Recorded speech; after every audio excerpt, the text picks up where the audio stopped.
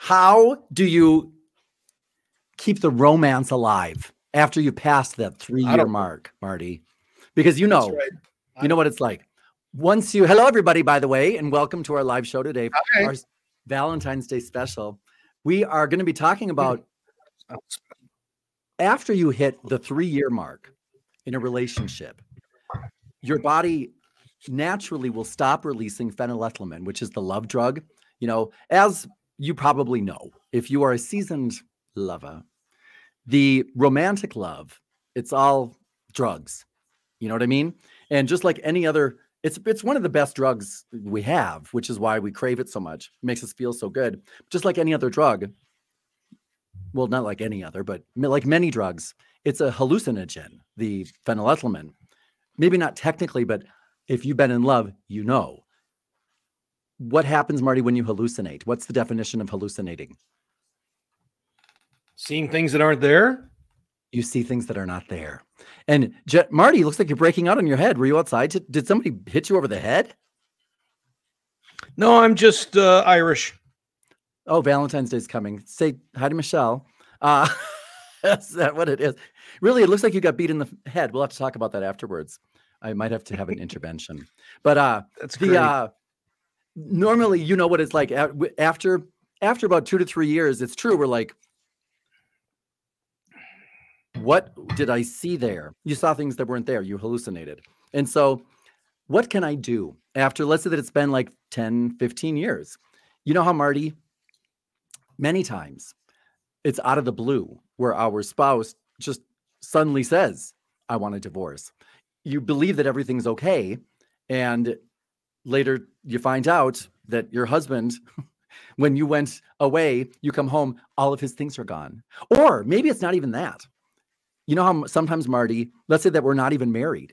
Let's say that you've been with somebody for 15 years and you thought this is, pretty good, going someplace. Maybe what you thought was, well, we haven't gotten married because he's not the marrying type. He's just not the marrying type, right? Not at all. No.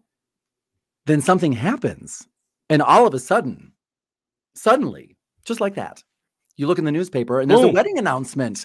Oh, yeah, Mr. Man is getting married.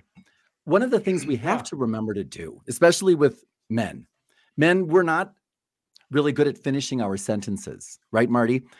When we're talking about a relationship and we say things that are generally speaking, such as, I'm not really the marrying type, or I don't want to settle down. I don't want to have kids.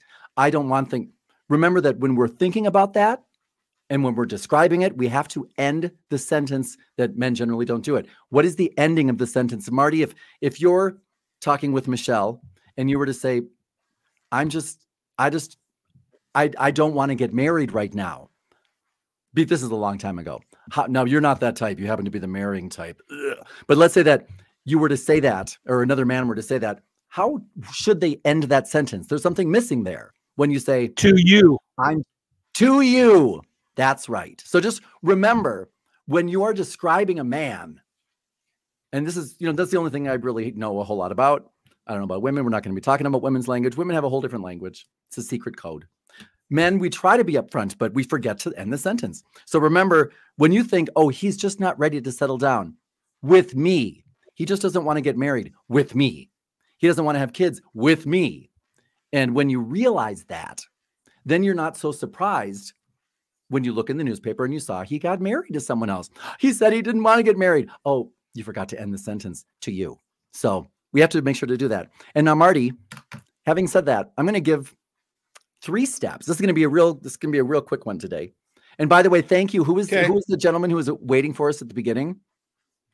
I don't know, gentlemen. I don't know what, but code name Flyboy, who says, "Oh my God, that is the most savage video title I have seen." Thank you. It is a very savage video. Well, it's a savage topic, But as you know, it is not uncommon. That is a lovely cup, by the way. Fiesta ware. You know what? I need to hold on. All of our dishes are Fiesta ware. Is it really? All of them. I love Fiesta ware, and we're going to be talking about that in a moment. But Marty, I'm not going to do that. I should have my Slayer cup handy. just a side note, if you need a little bit of inspiration or something to hold you back from exploding at work, I have great coffee mugs, which I will have the next time, where on this side, it says Slayer Fuel. Have you seen those, Marty? Yeah. And then on this side, the side towards you as you drink, it's an affirmation that reminds you of something that a Slayer should be reminded of so that you can keep your cool. Like, you know, things such as, I'm here to shine light in the darkness. It's all about me, not about them. That said, Marty, I like the one you made that says, don't let them know I hate them all. or the thing, or the one that says, energy vampire tears. Let me just do that. And no one knows what you mean. You know how, Marty, sometimes you're, let's say, watching TV and Michelle's out, you know, she's making one of her famous apple pies in the kitchen. Yes. And you just accidentally look over and you catch one another's eye and you're like, And if Michelle has one of her girlfriends over, as she frequently does, you know, because they're gossiping about the week's events and braiding each other's hair. Oh, yeah. She says to her friend something like, you know, he hasn't looked at me like that in a long time. And she gets all excited and you get all excited. And then it's as if the romance is mysteriously rekindled for the night. You know what I'm talking about? How there are these moments where you just look at one another at a party across a crowded room. And for whatever reason, all of a sudden you just feel that like you're transported back in time to when you first met and you first fell in love. Yeah. You know? Yes. And what's really going on there, Mart, you know what's really going on, right? Phenylethylamine is being released. Yes. Why is it being released? What do you think, Mart? Because I'm doing what I used to do when I got what I got. Yes. More specifically, here's tip number 1. If you want to release phenylethylamine today. Now, by the way, the reason, and I don't mean to make light of this, if you are truly going through a divorce on Valentine's Day, if you truly just found out that your spouse is leaving you, if you suspect your spouse is leaving you, if you are in trouble, I am sorry for that. That said, if you think there's a fighting chance and you want to do something to rekindle the love, ask yourself, how fun am I to be around? You know, ask yourself, now that goes both ways, but ask yourself, you know, I can only do what I can do for me. Ask yourself, am I fun to be around? How am I compared to how I was when we first fell in love and met? Do I do the things that I used to do when we fell in love? Because generally speaking, we do not, right? You know, we get into a new habit and it's a new love, right, Marty? And by the way, I'm not a relationship counselor, or I'm not giving you any therapy, just saying what my personal experience has been. And we stopped doing the things that made our partners fall in love with us to begin with. And some of it was subconscious. You know, some of it was things like when you are at meeting somebody new, when you're meeting somebody new, for example, Marty, when you first met Michelle, think back to when you first met her. Tell me the moment you realized you fell in love with Michelle. Can you tell me when you thought, I think I'm going to marry this woman? When was that moment? Or maybe it's not come yet. I don't know, but I'm assuming it has. Do you remember that moment? Sure. Can you tell me about that? Well, it was a long time ago. The time that I looked at her and just knew I was in love. Is that what you're saying? Well, that's funny that you would say that, but no, I just asked you, do you remember when you fell in love and decided you were going to marry her? But most men will tell a story about what they saw. They'll say things like you just said, I looked at her and blah, blah, blah. A woman tends to more often than a man say, well, when he said this, well, we were talking about blah, blah, blah. Women tend to fall in love with their ears and they tell you a story when you ask them, hey, tell me about when you first knew you fell in love with your husband. They'll say, well, we were talking about this. He was saying that. And a man will say, well, I just looked at her and that was it. That said, our eyeballs release signals to the brain that then release phenylethylamine in our body. And when you first meet, for example, a man is meeting a woman. I'm not sure how this plays out with same-sex couples or anything other than a man and a woman. I'm just not 100% positive, but I do know, that if it's a man on the prowl You know, Marty, because you were quite the prowler when you were God. you know, what a prowling guy I was. You were, still are. So when you're on the prowl, you know, when you first make eye contact with a woman, for example, all the time. What happens? What happens when, let's say that you've decided, Michelle's my mark. Okay. You've decided, I think I'm going to go for it with this one. So you're looking at her across the crowded room, waiting for her to make eye contact with you. When she eventually, as she hopefully does, glances your way and sees you looking at her, what does the average woman do at that point? The average woman, I'm not sure. What the average guy does is they jump in their car and take off because they're freaked out. Well, that explains a lot. The average woman, as if you're a woman watching this, what do you think? What do you do? You know, there is let's ask the women. Because, you know, there's a turkey dance, you know, like when I just went to that beautiful, what is it? The Peacock Garden, you know, where if you ever come to Ajijic, Mexico, there's a restaurant down the street from here where it's a big garden area and there's peacocks walking around and they come in, Marty, you know, if you take your phone and you look up on YouTube, peacock call or like peacock, I think it was a peacock call. And so I played it just to see what would happen. All of a sudden, all of the peacocks started to be like, rah, rah, rah, rah, and started to come over because it was like a peacock mating call on YouTube that you can look up. And if you have a good phone, it's really loud. And so all the peacocks are like, what is going on over there? So FYI, it's the tip. So I did that. Thanks. And all the peacocks started coming around. And had they found another peacock ready to speak a language of love, they may have engaged in their peacock mating dance. You know how like some animals will, you know, they'll just shake their feathers just the right way. And that means, hey, some fish will blow bubbles in front of another fish just the right way and be like, you know, that means I love you. Buddy, oh God, it's just sickening. He will go around and lick Maggie's face nonstop. Now, they're both fixed, but there's something that's going on still. And he just won't stop licking her face and trying to, you know, be her lover. And there is a very specific mating dance for humans as well. And it's been documented time and time again where, for example, during the first meeting, the man's checking out, you know, who he wants to, who is his target. She looks at him, and the moment she does, she looks away. At that moment, gentlemen, well, I don't know if you've been watching, but at that moment, you want to check your watch. And women, you need to play this the right way if you are interested in him. Because men, what you want to do is check your watch. You've got 30 seconds. There's a 30-second window of opportunity. Because what she will do is look away.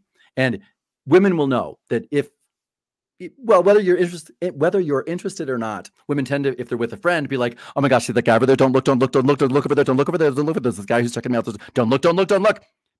And it's a whole big thing. The game is on. Now, what you will do if you are in any way interested in the man is you will find an excuse to meet his eyes again. So you might be drinking a drink. Oh, I'm just drinking this. Oh, my straw fell on the floor. You know, as you pick it up, you will look at him as you get up again. You will look, oh, does anybody know what time it is? You will make eye contact. The man, as he's staring at this woman, you know, waiting for her to make eye contact again, if 30 seconds pass and she has not made eye contact with you again, give it up. It's not happening. Go find a new one. If there's any eye contact, and this, by the way, I know to be true, at least with men and men. It's just so much easier with men and men. But if there is eye contact made within that 30-second period, no matter how accidental it may appear, now the man, you know, okay, I've got a chance. So what do you do, Marty? You see that woman looking back at you? What do you do at that moment? You notice, she made eye contact again. What do you do if you're interested? Smile. Maybe. But specifically what you want to do is nod your head forward. Grab your club and run over. Huh? Grab your club. You want to nod your head forward and be like, I see you looking at me. I see that. I caught you. Yeah. And what'll she do when you do that? Get the fuck out of there. She's freaked out. Oh, sorry. No, she'll be like, oh my gosh, oh my gosh, oh my gosh. Okay. So then you know the game is on. Okay. Now that moment where the eye contact is made, you know what that feels like. It creates a rush in your body of phenylethylamine. Sure. And there it is. When you're sitting at home, Marty, and you and Michelle lock eyes in the kitchen for a moment, for example, as she's putting something, you know, putting her pie in the oven, and she just looks at you as she gets up.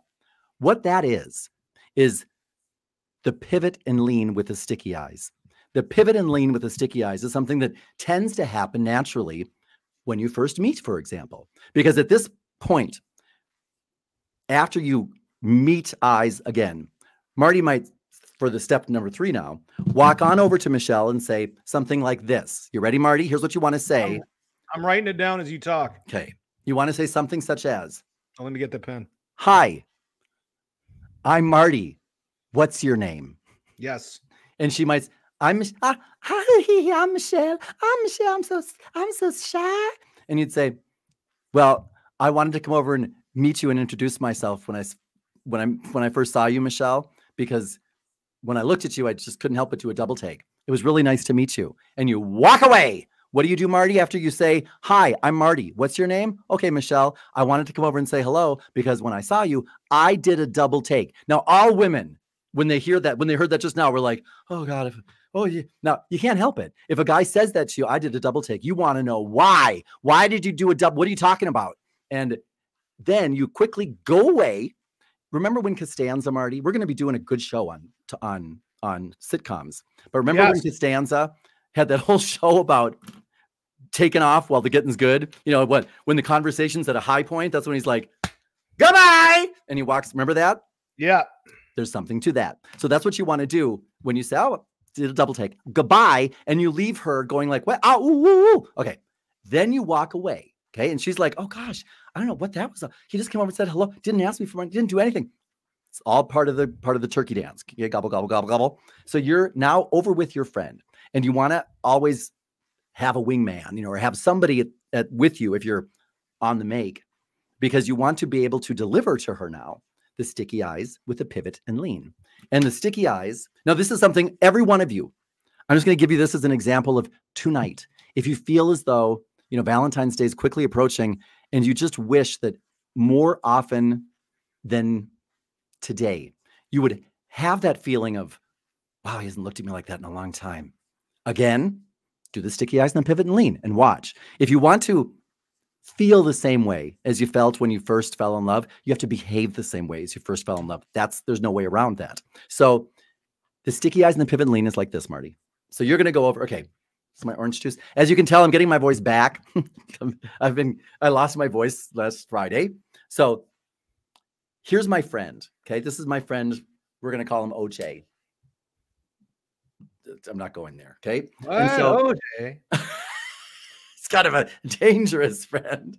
So I'm walking up to OJ and I'm talking to him and I'm now looking at Michelle because she already knows. I went over and talked to her. I'm looking at her, so by the way, Michelle, if you're watching this, do not look at this. I don't want to cause any problems in Marty's and my relationship. You might fall madly in love with me. Okay. So do not look at this, Michelle. So I'm talking to OJ here, but as I'm talking to OJ, I'm looking right at Michelle and she keeps looking away because she's all embarrassed that I won't stop staring at her. But now I can't take my eyes off of her because she's quickly becoming the center of my universe. And this is just the sticky eyes so far, Marty. But yeah, are you ready? Are you ready? Now, Michelle, make sure she's not watching this or she might pass out because I'm going to, as I maintain the eye contact, I have another friend over there. So I'm going to do this. What was that, Bob? Oh, that's right. Yeah, that's right. Oh, that felt so good. Woo! Ooh, that felt so good. Oh, Michelle, Marty, I think Michelle might have passed out. I'm sorry. I should go grab a fan and check. For any problems in your future relationship, I'm sorry. And Michelle, it's not going to happen. Give it up. But when you do that, when you pivot and lean without breaking the eye contact, that is sending the message that I just cannot take my eyes off of you. You are now, by the way, remember, if leading up to this, that you did not have the right signs. She did not look back at you in 30 seconds. She did not introduce herself. By the way, when a woman is approached by a man, do you know what tone she should use if she wants that man, or I guess masculine energy, whoever it may be, to melt when they come up and introduce themselves? You know how I'm just saying statistically, a woman should respond so that the man gets a big dose of phenylethylamine right there. Do you know how she should respond, Marty? Like if you were to say, hello, I'm the mighty hunter Marty, yodel toho. How should Michelle respond? I'm extremely rich and looking to spend my money on someone. Thanks That's for what coming she up. would say. That's what I hope she would say. I mean, you wanted me to know. You said what would melt me, right? If we were in, okay. Hi, I'm Marty, and I really think you're hot. And then she looks at me and goes, hi, I'm a billionaire, and you check all the boxes. All right. Well, you may think that. That's the right answer. That's not the right answer, because you might think that, and that remember, the logical side of your brain might process that as, ooh, that's very good. She's a nice match for me. But we don't make decisions based on logic. What do we make them on, Marty? Emotion. And so when we make decisions, like big ones, big life decisions, buying a car, choosing a partner, buying a home, we make those off of emotion and then back them up with logic. And the emotion will come when Michelle talks to you as if you are a 5-year-old little boy. So how would you, if a little boy came up to you and was like, hi, I'm Marty, I think I'm lost. How would you talk to that little boy, Marty, to say, where are your parents? Do you know who they are? How would you speak to him? For a little 5-year-old, I'd say, "Oh, that's okay, kid. We'll figure this out. Don't worry." You're not a real girly type, natural. Well, I mean, in public, but when a woman has practiced what's called the kid to get home, When a woman has practiced the big baby pivot, what that is responding to a man with the tone and the type of the feeling as though they were speaking to a little boy, a 3-year-old boy. So like, you'll notice now, a lot of men will say, I don't like that. Of course they do.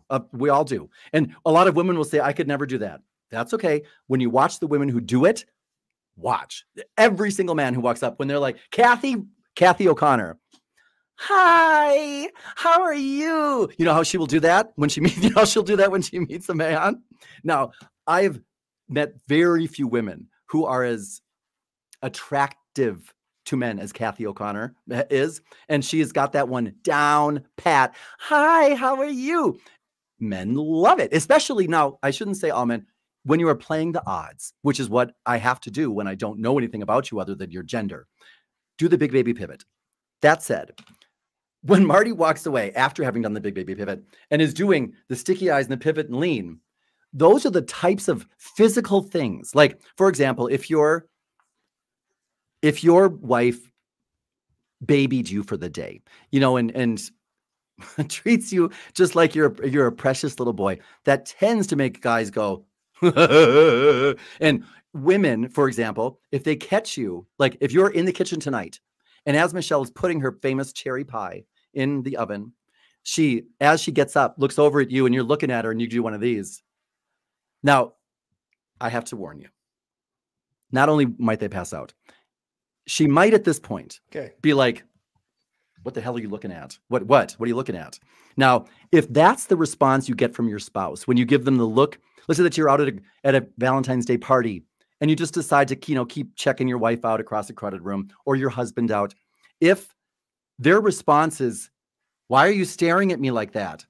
You don't do it enough. Like, that's right there. That's a signal. That's a problem. You should be able to give your spouse the same look as you would have, or you probably did when you first met. And doing things like that creates that rush of phenylethylamine, doing things like the big baby pivot, touching them a certain way as you walk past them. Maybe, if you walk past your spouse at the dinner table, for example, and their love language is touch. Now, by now you should know what love language your spouse is. If you do not, that's a sign that you have not invested enough in your relationship. It could be quickly in peril if you do not know. And if their language is touch them as you walk past them. Just touch them on the back of the neck, back of the shoulder. If their love language is giving and receiving gifts, make them something. If it's words, write them a poem. If it's acts of service, wash their car. I swear, when people wash my car and do things like put money in the ashtray, I have visions. I mean, I get carried away with the phenylethylamine, and there's nothing I can do about that. It's a true release of the drug. You can't decide what your love map is going to be. But the point is, like last week we were talking, Marty, about if you want to be, people ask me this all the time, how can I be a more supportive spouse? Marty, what's the answer for that? How can I be a more supportive spouse? Oh, boy. It's 3 words. Act like one. Bathe them. Right? Bathe them a lot. What? Act like one. There you go. Act like one. That's what I want to talk like one. You want to be more loving? Talk like someone who's more loving. Act like someone who's more. You want to be a more, a more involved parent? Act like one. You want to be a supportive spouse? Act like one. You want to be a good employee? Behave like one. And when you behave like it, sometimes you got to fake it till you make it. If you have lost that love and feeling, it is amazing what acting yourself into a new way of thinking is like. Like Alcoholics Anonymous is one of the most successful successful drinking cessation programs in the whole world. I mean, it's much more successful than the vast majority of clinics, where people spend a lot of money to go, because it's all about the mentality. And one of the tenets is act yourself into a new way of thinking. If you want to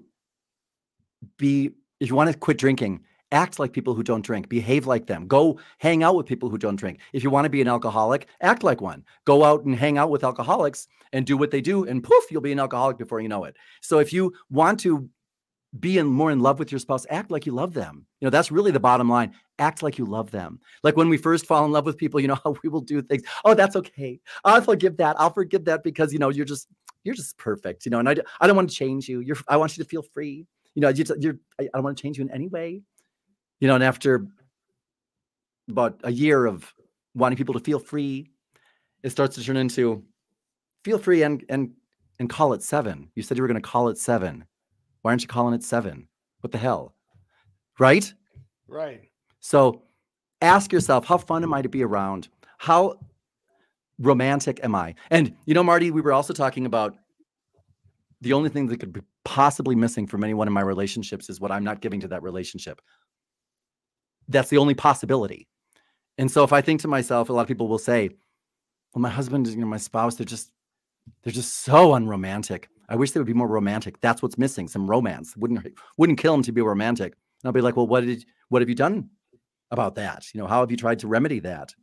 Well, I told them to be more romantic. I'm like, oh, that's romantic. Yeah, there you go. That's what we do when we first meet people. Be more romantic, as we clip our toenails at the dinner table. You know what I mean? So so that's the point. It's when I see people who have been married for many, many years, apart from longevity, keeping them together, they tend to work at it. They realize that it is a job that requires work. And when you add that into, when you actually work to behave the same way as you did, Marty, did you listen to that podcast? It's some older guy from, I think it's Harlem, or the Bronx. Maybe it's the Bronx.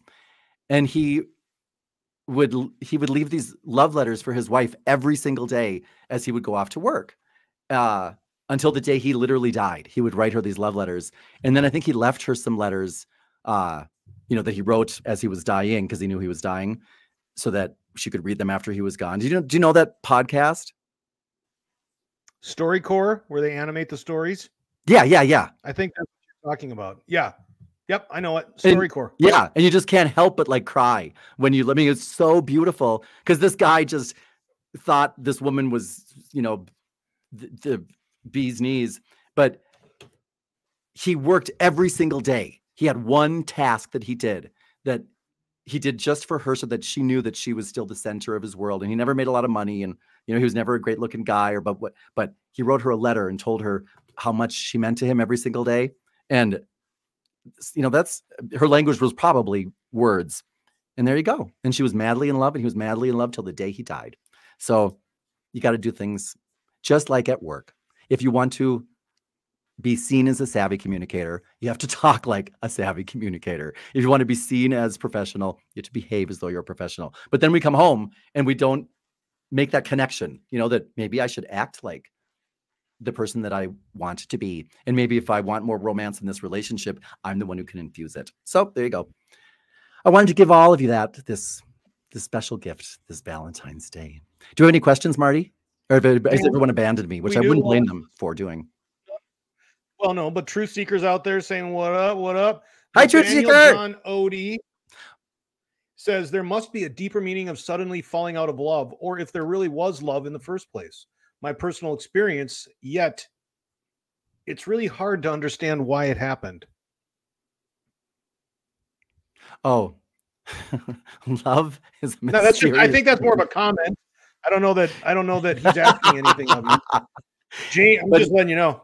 I don't want you to analyze everything. James says, just be happy in life. Like, honestly, a lover is not everything. There is more to life. I agree with James. There sure Sarah is. Sure, right? Sarah, Sarah rates us saying, just happy to be alive too and having things going good in my life.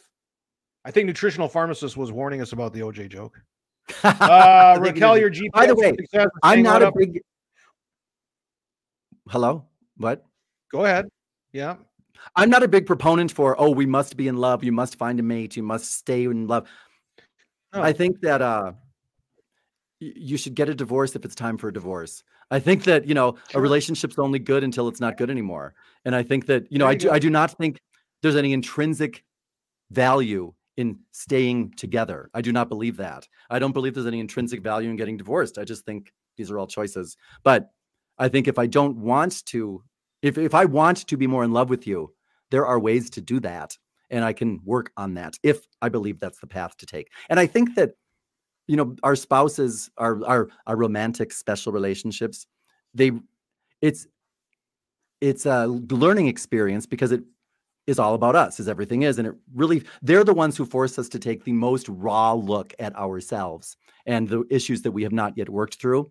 And if you work through them with that person, it's all about you anyway.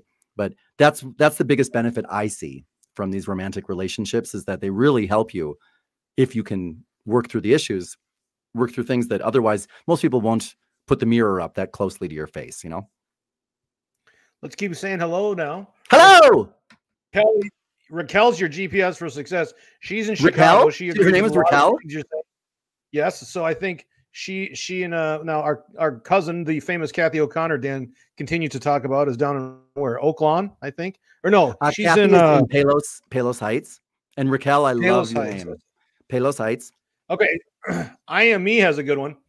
I don't like my wife because she tried to remain friends with married men that she cheated on with her last husband. Well, I don't like my wife is what he says. That's what he says. I wouldn't like that either. That does not sound like a lovely relationship. That's like super like, I don't like my wife. I get it. I'm curious if that's, if that's not just a joke. I'm curious to know. I don't think so. Maybe. Why would it, is it still your wife? Is she still your wife? And if so, why? I'm just curious, because I'm a big believer in you don't marry you don't marry your mistress. There are roles, and marriage, I believe was I can love anybody that I want to. You don't need any certificate for that. I believe that a marriage is intended for the separation of wealth, right? I mean, that's what it's for. It's a certificate to say who gets what, how are you dividing up this common wealth? Otherwise, you don't need if you're both poor, you don't need a marriage. So, which is why so many people in Mexico are common law marriages, because why who cares? I can love you all I want to, but we don't have anything to divide up. So why would we bother getting officially married? So fair enough. Fair enough. Anik saying hello. Joanne saying hello. Hi, Joanne. Who else is saying hello? Joanne and Anik. Hi, Anik. Anik. Let's see. Now, Joanne is wondering what your love language is. My love language is giving and receiving gifts, and my secondary love language is acts of service. So I love it when and that's my mother's fault, because when she would be in between stays, she'd like, what mom does, Marty, when let's say that there's some, even if they're workers working at the house and they're leaving and she really liked the job that they did, You know how she'll be like, oh, wait, just wait a minute. And she will look around, she'll look for things, trying to find something to give them. You know what I'm talking about? Sure. And how I think people make fun of it like as if it was a joke, but we actually got paid different amounts of money for different grades. You remember that? Well, I got paid. Did you ever earn any money? Yeah, Marty thought he was so great because he always got all the money, and he colored in between the lines. Was there left over for you? But when they got to you, was there money left over?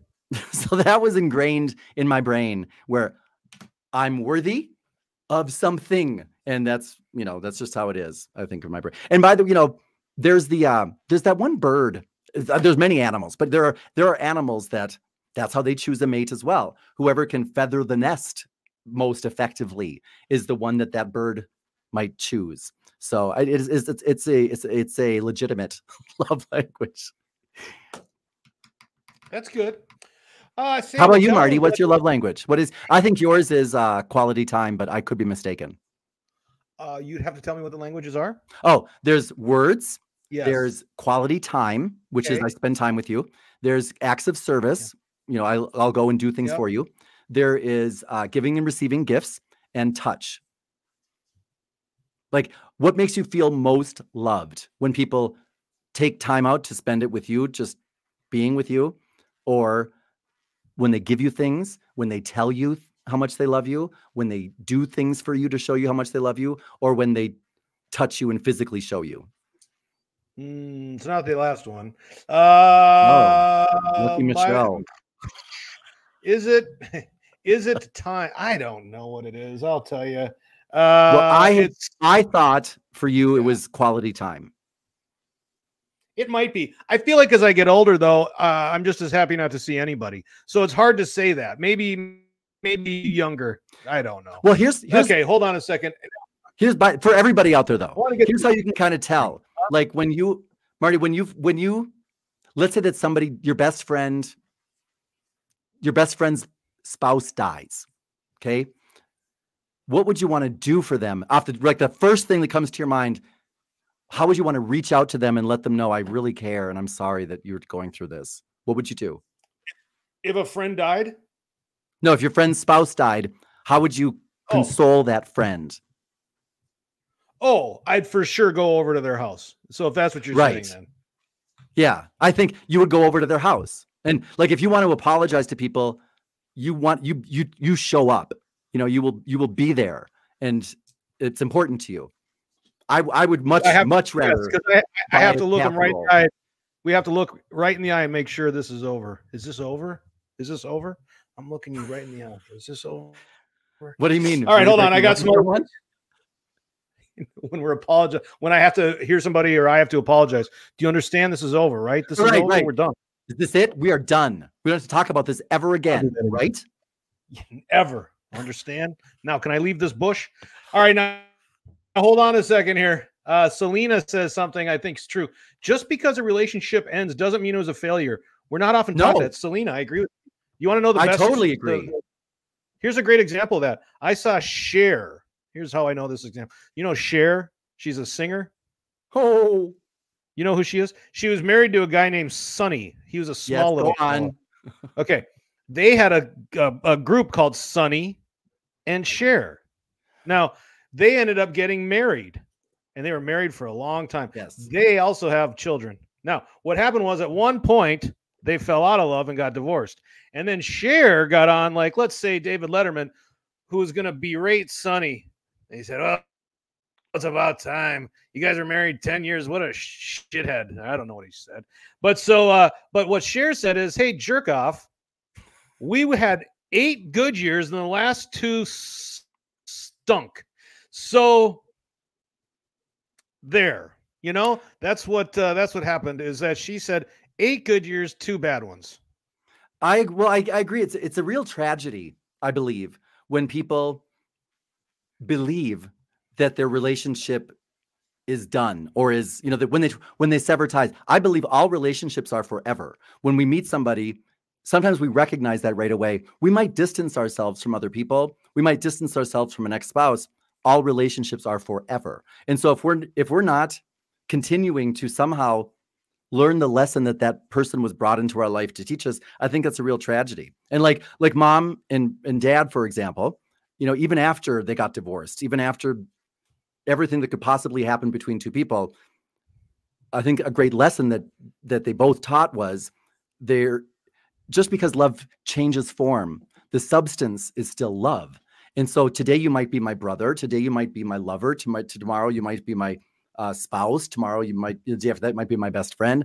Love might change form a million times, but if you can recognize it wasn't mine to begin with, you know, to keep, or excuse me, it was to make, it was mine to keep and to cherish. So I think it's a real tragedy when people leave relationships as if, you know what it's like, Marty. It tells a lot about a person, not how they behave during a relationship, but when a relationship is changing form. That's what really is revealing. Why are you laughing? Nothing. Life is funny. Why? What did somebody say? Your protectors are out again. I just like to see it. That's all. What? Your protectors are out again. Why? Are people saying bad things about me? Oh God. It's like being on a playground sometimes. Don't pick on I him. can't see your comments, by the way. If you are making personal comments, they wouldn't bother me at all. There's no personal. I don't mind at all. My God, I hear it every day. Let that But guy they about speak. you or me? Huh? Oh, I'm a mean guy. That's okay. You're mean? I'm an older brother. I'm supposed to be. Yeah, don't be mean to Marty. I'll hit you with a bag of sausages. That's right. That's okay. So anyway, continue on. I'm listening. No, that's all. I just believe that all relationships really are forever. And if you can recognize that, and whatever the relationship is supposed to, maybe it's teaching us about distance and you don't talk to them for years, but to fool yourself into thinking that relationship is over, that is a fantasy. You know, if once you meet somebody, that relationship is forever in whatever form it is meant to take, and that could change form. So I think we need to be careful, right, Marty? Absolutely. Oh, I agree. So, do you want to keep hearing some messages? well, I think it's time for us to go. I just wanted to give people that special you. Valentine's treat. Give me something to answer tomorrow. Okay. Let's see. Here's while one. You now. do that. You this have is a to good see one. Maggie. I'll write it down. You have to see Maggie while you do that. Hold on. Okay. She's really enjoying the show. Well, this one's kind of a heavy one, but so it's a good one to start with then. Can you see her face? She is so. Well, now I can. Yeah. There you go. It. She's like, "What are you doing over there? How'd you get the pillow under? Did she just sit on top of that pillow like that?" That's how she does it. Yeah. They're both really good. You should see I forgot to post it to Instagram. I'll just, buddy, I do not know how he does it. He gets under the covers, pulls them up to like his shoulders, and puts his head on my pillow. And then when I come into my bedroom, he'll look at me and give me the look like, "Can't you see I'm asleep?" And then he'll put I took a picture, so I'll post it on Instagram when we're done. You were saying? What I'm saying now. You were saying is that well, here's one for Nathaniel. Well, he's asking this question for tomorrow. How would I know at this point I'm not embarking into the same typical situation or a vicious cycle of love and separation with my new relationship? Because this time I want to settle for good. That's a good one. That is a great one. And I have the answer, I believe. You know, I mean, all I can give you is my personal viewpoint, but I certainly have. You're going to do it tomorrow. I'm going to do it tomorrow. But I'll give you a preview. It has to do with, as you mentioned, before you even mentioned it, I knew that word cycle was coming in there because we are all in cycles, especially with romantic relationships, our special relationships. The cycles that we find ourselves in, it's just like, Marty, you know, if you fire an employee without first working through whatever it was that they brought up that prompted you to fire them, you know, if you just fire them without talking to them. If I'm working for somebody and I think, I don't like the way you talk to me, and I just quit without talking. If I just dump somebody and ghost them, you know what happens. you might think that you're done with them, but the very next relationship normally of that kind, it's just a different actor, same role. And it keeps coming up over and over, whatever the issue was. Like for me, I'm like, oh my God, really? You don't have a job either? You had a job when I met you, but it just keeps coming up and coming up and coming up until I work through whatever it is that prompts me to laser focus on people who don't work, and if you find yourself in the wrong job and you just quit without first working through whatever the issue is, keeps coming up again. So what you have to do is find that, you have to create that. You have to manifest that miraculous instant. We'll talk about that in the next show, because the miraculous instant is what breaks the cycle and sets you on a trajectory to fulfill your destiny. Okay. I look forward. Is that going to be tomorrow? That will be tomorrow. And what else? Do we have any other big question? That was a good question. Well, I mean, just some shout outs. Like Corinne's been talking a lot here today. That she's that her love language. Wait, Corinne, have we met? There aren't many Corinnes in the world, and I met a Corinne that I really vibed with. But go ahead, Marty. I apologize. No, she's got a lot going on here. She should probably come in again tomorrow and talk a little bit, because she's got a lot going on. Give me an example. Well, okay, so let's see here. Let me just find out where we're going to start. She's got a few. Okay. I think that she was saying that she and her partner had separate bedrooms. He lives across the street from his mom, which was a nightmare. And she threw the worst insult at her, which she would be banned for telling you. She called Corinne a super skinny, so you know where she's not. Well, let's just say Corinne's got a lot going on with the in-laws. And I think, tomorrow, and the in-law sounds like lives across the street, and there's some stuff going on. So anyway, so we've also got Nathaniel's in there, and Heather, and let's see, Wally G, and Owen. Hey, Heather. So we're all there. Tell me something. Like Corinne, is she like wanting to kind of know does she still live there? I don't know. We've got questions. I think she was just kind of saying, here's my nightmare. Because she also had a best friend that a lot of going on. Dealing with someone, one of her best friends who climbed in through the window. So I don't know. There's a lot going on. It sounds like you might want to find a new neighborhood for a variety of reasons. Yeah. All right. Okay. Well, don't forget, before we go, floor. That's true. Just saying. Subscribe, join, be Dan's member. Tell him, Dan. Tell him how you become a member. Please, if you find value in this or other, these programs are a little bit different from the ones that I just put out a video today. If you find value in those types of things, please support this channel by hitting that join button, which is different from the subscribe button. So that will help me keep these coming and keep them free for everybody without, as you notice, I don't do any advertising or anything like that. So I would appreciate that if you do find value in them, so that you're not a communication freeloader.